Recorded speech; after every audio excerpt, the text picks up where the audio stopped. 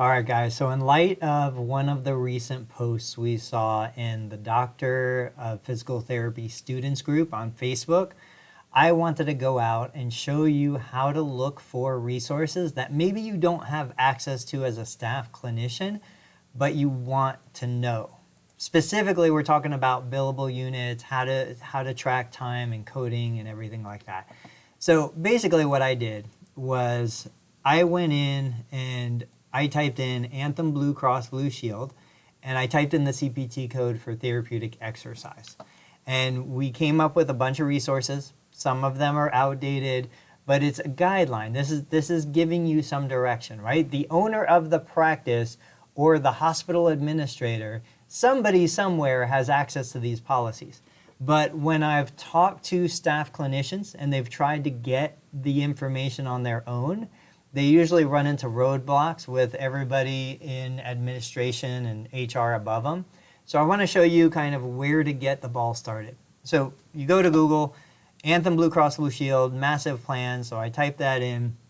And probably the most important one that I found, this was from June 27, 2018.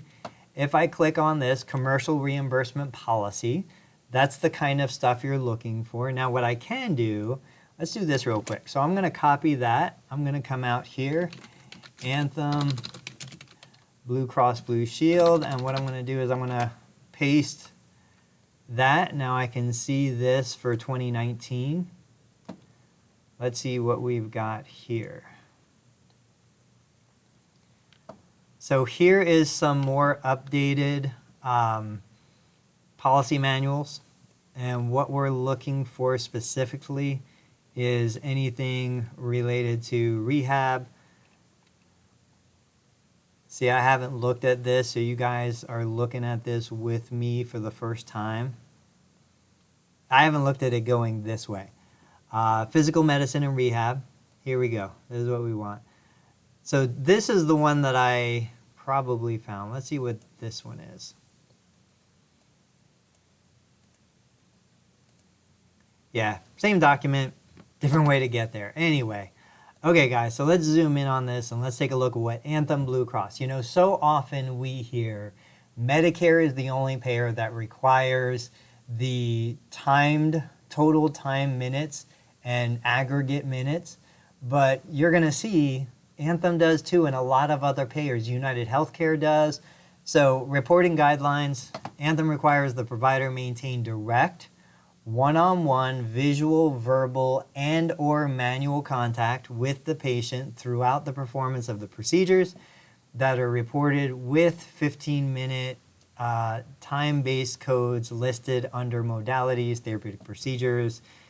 Therapeutic procedures, the time reported, this is important, should be the time actually spent in the delivery of the modality and or therapeutic procedure. That means that pre- and post-delivery services should not be counted in determining treatment time. It's frustrating, but you guys see it here. And just because you're the employee and not the practice owner doesn't mean you're not responsible for knowing this stuff. You're the one signing the note. You're the one putting your credentials on the line. The time that the patient spends not being treated due to rest periods or waiting for a piece of equipment to become available is not considered treatment time. Total treatment minutes for each modality must be recorded in the patient's medical record along with the note describing the specific modality or procedure. Determining units. This is really what we're looking for in this video.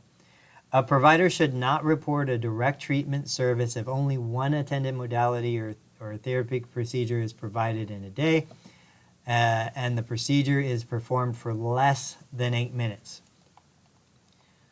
Single 15-minute unit of direct treatment services may be billed when the duration of the direct treatment is equal to or greater than 8 and less than 23. If the duration of a single modality or procedure is between 23 but not less than 28, then 2 15-minute units of direct services may be billed. The following table. This is exactly the Medicare table. The pattern remains the same for treatment time in excess of 2 hours, Anthem allows reimbursement for multiple 15-minute timed modalities performed on the same day for 7 minutes each or less. Each time modality performed at 7 minutes or less must total direct one-on-one treatment time for 8 minutes or greater. The CPT reported is for the service performed with the most minutes. And then they give you an example. So if somebody is doing a 5-minute ultrasound, 6 minutes therapeutic exercise, 7 minutes manual therapy, 18 minutes of total treatment time, direct treatment time. The 18 minutes of direct treatment time for the visit is eligible for reimbursement as 1 unit. The reported I know some people. Okay, let's get back into this.